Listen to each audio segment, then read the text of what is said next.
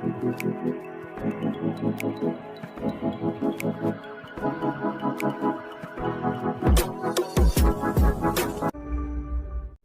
wakil bupati, para wali kota dan wakil wali kota yang hadir, yang menjadi inspirasi buat kita semua. Tepuk tangan saya kira buat beliau semua. Kegiatan ini adalah bagian dari upaya untuk mendorong percepatan reformasi birokrasi dan pelayanan publik di Republik Indonesia. Tentu tidak semua terpilih, tetapi setidaknya harapan kami yang hebat-hebat ini ke depan akan bisa direplikasi oleh daerah. Ibu dan Bapak saya hormati, saya ini menjadi pemain pengganti kalau sepak bola. Nah, waktunya tidak panjang, gol yang harus dimasukkan banyak. Tetapi kami yakin dengan kolaborasi para gubernur, para kepala daerah dan semuanya, para bupati wali kota, insya Allah banyak gol yang ke depan akan bisa kita selesaikan.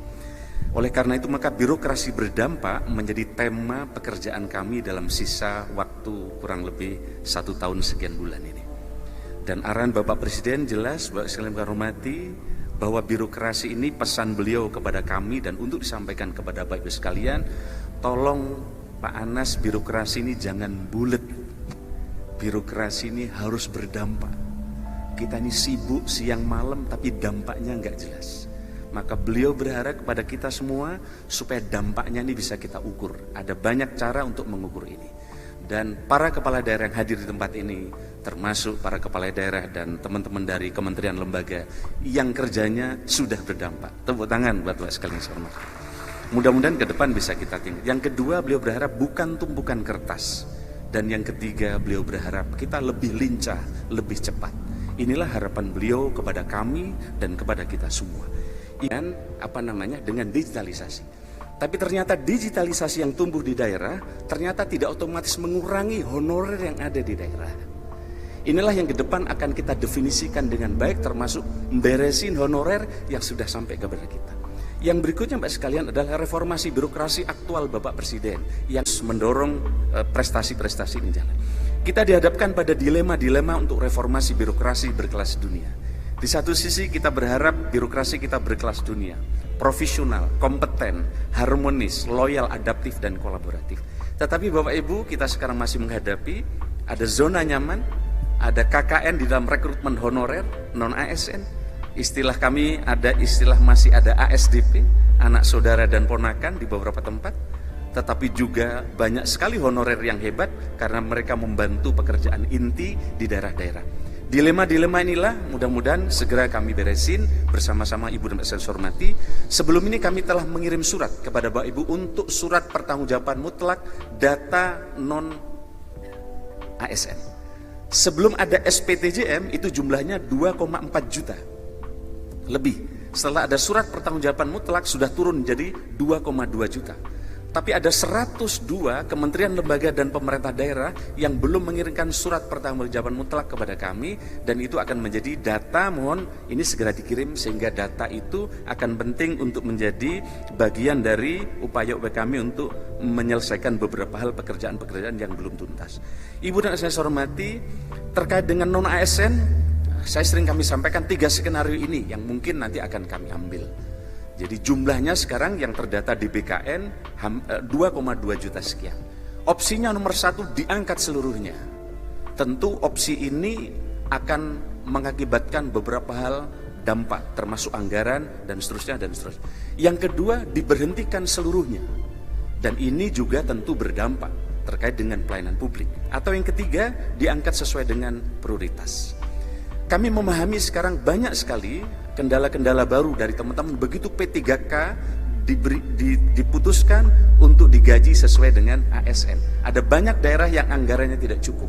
Mudah-mudahan ke depan ini segera menemukan solusi. Kami sudah bertemu dengan Apkasi, bertemu dengan Asosiasi Pemerintah Kota, dan tadi malam saya bertemu dengan Pak Is, para gubernur yang ada di dalam asosiasi itu untuk menerima masukan-masukan beliau.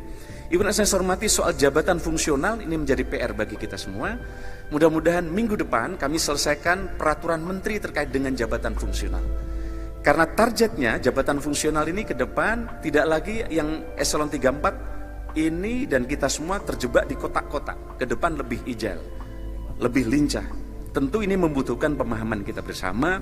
Harapan kami ke depan jabatan fungsional tidak sibuk ngurus angka kredit dan ngurus dupa sehingga mereka fokus pada pekerjaan. Target organisasi penting, bukan hanya target pribadi JF yang ini nanti akan kami urai di di permen yang segera akan kami keluarkan. Ibu dan saya hormati, kami mohon masukan dan saran terkait dengan penyelesaian banyak hal kepada Bapak Bupati, Wali Kota, para gubernur, teman-teman KL, pemerintah daerah. Mudah-mudahan segera kami berikan beberapa alternatif untuk penyelesaian terkait jabatan fungsional ini. Tentu tidak bisa sempurna karena masih banyak aturan-aturan yang mesti kita lewati. Kami segera memangkas proses bisnis layanan kepegawaian bersama BKN. Yang dulu proses layanan 11 tahap, sekarang kita potong menjadi 3 tahap. Insya Allah mudah-mudahan beberapa tahap proses bisnis yang lama ini akan segera kita beresin. Maka harapan kami, pesan kepada para bupati, Pak Gubernur, tolong pilih kepala BKD yang ngerti IT. Boleh kepala BKD loyal tapi dampingi dengan ahli IT. Karena harapan kami ke depan dengan sistem IT dan digitalisasi ini, urusan kepegawaian, orang mutasi dan orang pensiun akan mudah diselesaikan dengan cepat dan tepat waktu. Bapak yang saya hormati, terkait dengan pelayanan publik, mudah-mudahan ke depan setelah mall pelayanan publik ini kita resmikan, Bapak Presiden berharap kita bergerak satu step lagi ke mall pelayanan publik digital. Dalam waktu dekat kita akan pilih beberapa pilot project daerah untuk menuju ke mall pelayanan publik digital. Jadi gedung penting tetapi mulai masuk digitalisasi, termasuk juga lewat mobil-mobil digital yang itu akan bisa jemput bola di pasar dan juga di ruang-ruang publik yang lain.